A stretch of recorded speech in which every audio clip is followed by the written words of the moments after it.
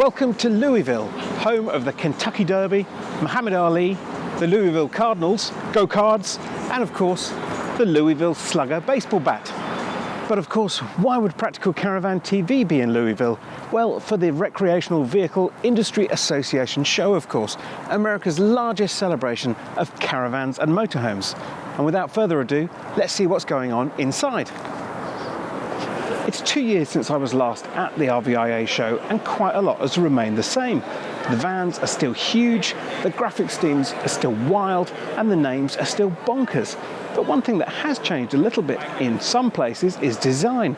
Take a look at this Outback Superlight from Keystone RV. That front end could almost come from a European van with its full height moulding and generous front window. And the roofs, it's got curved edge cappings on it too. Not everything in Louisville is about being new and modern, of course. This is the Vintage Cruiser by Gulfstream, and it's a proper 50s style trailer, complete with this rather fetching wood effects paneling on the sides, and for 2017 a new double step, white wall tyres and chrome hubcaps. It looks pretty funky. Unlike other retro 50s style vans, however, this one doesn't have 50s style conveniences. It's based on the Vista range, which means it has all mod cons inside, with a modern bathroom, USB charging points, and all that kind of gubbins. Let's take a look inside. Just check out this interior, it's fabulous. It's like I'm sitting in a 50s diner. I particularly like these vinyl seats and the wood effect walls. They give a really traditional feel. But instead of a jukebox, I've got a proper modern sound system overhead. And that modernity continues throughout in terms of the fixtures and fittings. There's a fully equipped kitchen area, and at the front, a large fixed double bed. Just the thing to relax on after you've been jiving all day.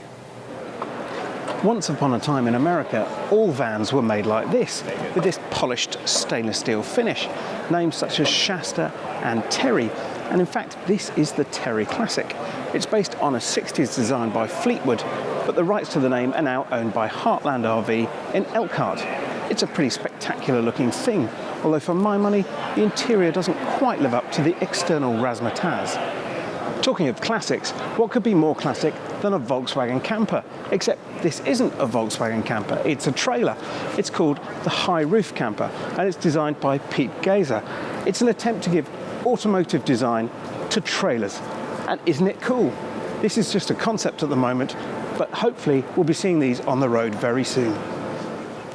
Another name from the past that's being revived at this show is Cerro Scotti, and quite apart from the fact that it has a really funky logo, it also has a fascinating history.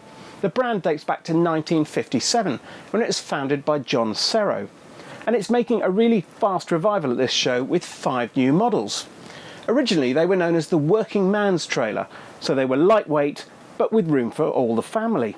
And this island bed model is a perfect example. It weighs a little bit less than 1,500 kilos, despite the fact that it's a twin axle. And what do you think of this rather funky retro interior? And from one neoclassic to a genuine classic, this amazing 1968 Royal Scot Highlander has recently been pushed out of a barn. You can still see the handprints on it. It's a fabulous looking van. It's made of GRP, and it was a prototype that unfortunately was never built. The fantastic news, however, is that Cerro Scotti are going to build it, complete with this fabulous 2-story hump roof design. I can't wait to see one in the metal. Now, because we're in the States, you might expect me to be going on about big is best, triple axles, twin axles, and massive trailers. But actually, a real theme of this year's show is downsizing, creating products that give people the perfect tool to get out and have an adventure. And this MyPod by Little Guy Trailers is a perfect example. It's just tiny. It weighs 580 pounds, so you can tow it with just about anything. Yet inside there's a proper bed, a TV, even an air conditioning unit. I must say, I think it's just fantastic. Well, from one pod caravan to another, but this one is really rather better equipped. This is the Escape from A-Liner, and we've got in here a TV, a speaker soundbar, a large double bed, a fully equipped kitchen with microwave, hob and a decent sized fridge. We've even got an aircon unit above. But what about the toilet? Well, it's got that too. We've got a shower mounted in the sink, And the loo is under the kitchen cabinet. I think it looks pretty cool too. I like the silver sidewalls and these frameless windows. They've got a really stylish finish. Not to mention this checker plate down here, just in case you were wondering whether it was rugged enough for you. It's likely to cost around $15,000 on the road, and it weighs 1,350 pounds, so it should be towed by pretty much anything you can buy in America. Well, one thing I wasn't expecting to see here in Louisville is this, an Ariba Touring. Well, the reason is very simple. Parent company Highlander has recently bought Canadian firm Roadtrek. And what better way to make your way into the North American market than to buy a brand that's already established there? As you can see, the Ariba's being labelled a concept vehicle at the moment, but bearing in mind the trend for smaller, active outdoor vehicles like this, I can't help thinking it's going to be on sale here very soon. Now, we talk a lot about active outdoor caravanning, and you don't get much more active and outdoors than this. It's the Tiger Moth by Taxa Outdoors, and isn't it a funky looking machine? Amazingly, this thing weighs only 900 pounds, yet has a payload of nearly twice its own weight. What a fantastic thing to have if you want to carry bikes, canoes, all sorts of gear with you on your rugged tour up the Rockies of a weekend. Some of the design detailing is really wonderful as well. I particularly like the fact that the kitchen slides out the back of the van on a cantilevered drawer. It's really neat, and it means the whole thing packages away really tiny. I love it. Well, if you thought the Tiger Moth was basic, what about this tiny trailer tent made by Living Light? It's got the Jeep licensed brand for it, which means it's designed for Jeep owners to buy to hitch up to their Wranglers and Cherokees. As I said, it's a trailer tent, and the lid of it folds over to form a bed, leaving space for a tiny lounge inside. And that's just about it. But then, what more do you need? Well, that's enough of all those piddling little vans. It's time to look at a proper trailer. And this Wildwood Lodge from US giant Forest River certainly qualifies. I mean, it's got everything. It's got a massive slide out, a huge awning, neon lights, even patio doors. But it has a few other tricks up its sleeve if we have a look inside. Check out this lounge for starters. I mean, is there a more comfortable place to enjoy your touring holiday?